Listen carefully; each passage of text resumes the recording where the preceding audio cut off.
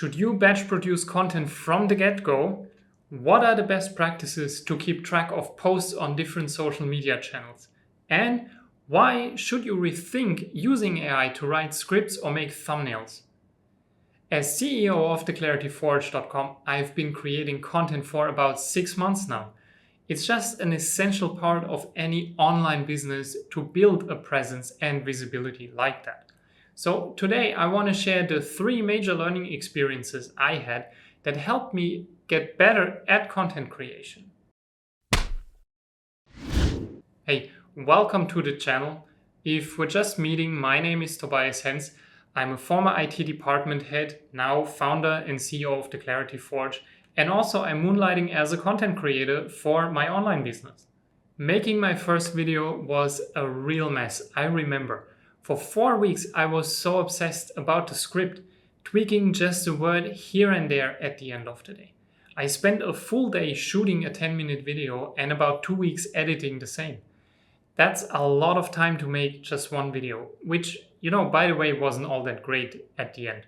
My goal was to publish 2 videos a week on YouTube alone, plus shorts and reels on Facebook and Instagram. So that was a lot. Batch producing content was the logical choice, early on even. And I argued that way I will be more efficient with the camera setup, the editing, the posting. So pretty much every step of the process should have become faster and more efficient. And instead of writing a single script in 4 weeks, I now wrote 4 scripts in just 1 week, prioritizing quantity. And I recorded 4 scripts in a single day and edited them as fast as possible. And here's what I learned. If you're starting out and you're really new to content creation, like I was, batch producing from the get-go is a really terrible idea. There's a huge learning curve from setting up the equipment to optimizing the audio quality, the room setup, to not being stiff on camera, like, moving hands like this, to organizing files after shooting and editing, like the list goes on. Batch producing made my learning experience a lot slower. I remember that. I ended up editing the same batch the same way with very little improvement in between the videos. Same cuts, same quality, same animations. And also I had the same quality of footage to work with. Literally me being stiff all the time in front of the camera. And that didn't change on the single day of recording the 4 videos in a row. Only the next batch a few weeks later would be a tiny bit better. And it's not like I'm close to being any good at this. I'm still improving as we speak with this video. So in a way, it's a lot smarter to do just 1 at a time, maybe 2, but to iterate faster. And that should lead to an increased learning experience. Batch producing is obviously the better choice from an efficiency standpoint. There is no doubt about that. I'm not arguing, right?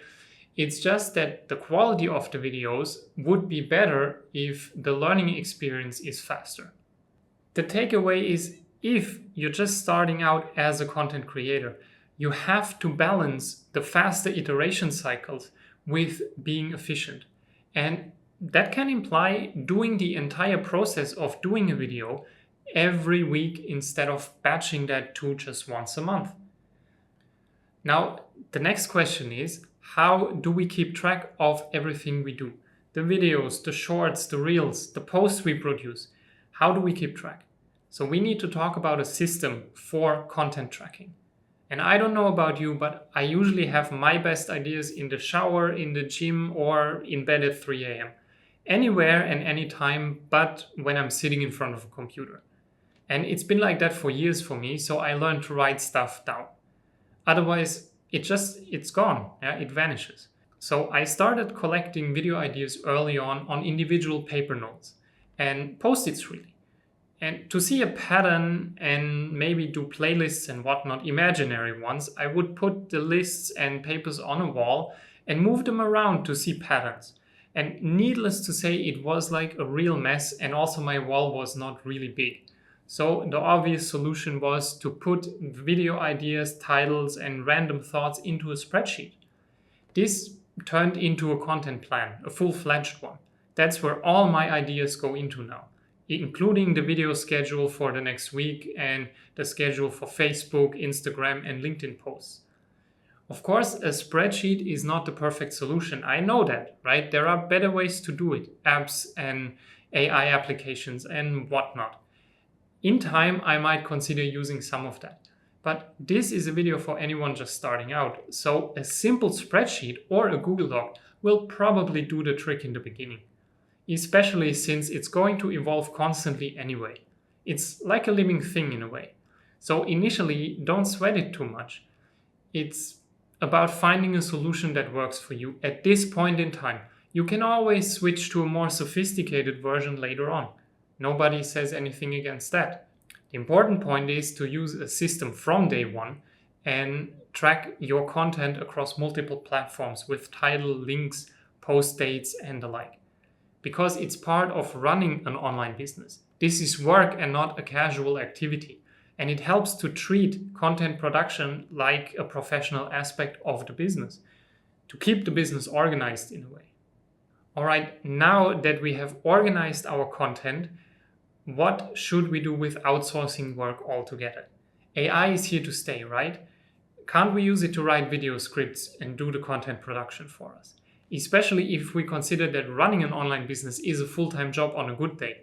So one person or a small team can only achieve so much in any given time. Can't we use AI from day one? Well, it's true, and I agree that AI is not a luxury anymore, but a necessity moving forward. But, and that's really a big but, starting out, we have to learn the ropes. To some degree at least, to some degree. We don't need to become master video editors, skilled script writers, or digital marketing professionals. But we have to understand how all of it works to some degree. I can have AI write a script for me in less than 5 minutes. The only skill I practice that way, though, is improving my input into the machine. I get better at telling the machine how to produce a better result, but it doesn't make me a better communicator or a better script writer, really. It doesn't make me less stiff when I'm recording the video.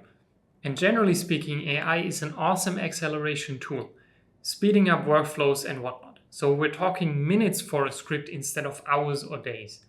But I really have a strong opinion about using AI when starting out with this content creation. Just don't do it. It's not a replacement for the creative process. Part of running an online business is understanding how things work. Not in detail, as I mentioned before, but to a point where we can grasp what's actually happening. So using AI to optimize every little process, every task early on trains us to use AI efficiently, but it doesn't make us better content creators. Now, personally, I use AI to enhance my scripts, to edit parts of the videos, to run workflows in the background and whatnot. But I still sit down and type most of my ideas word for word, at least bullet points. We can't outsource the thinking process, at least not in the beginning. Well, at least that's just my opinion. All right, so if you're just starting out, consider doing a single video at a time instead of batch producing right from the get-go. The learning curve is a lot steeper and faster that way because you get to iterate more. Track your content with a content plan and treat that tracking like a business process. Consider putting the creative work onto your own shoulders first before outsourcing it to AI. AI shouldn't be a replacement for the content creation process early on. Now, we have to talk hardware and video equipment for content creation as well at some point. And if that's something you're interested in, definitely subscribe to the channel so you'll be informed when those videos come out eventually. Also, click or tap the screen to watch the next videos. And as always, thank you for making it this far, and I'll see you next time.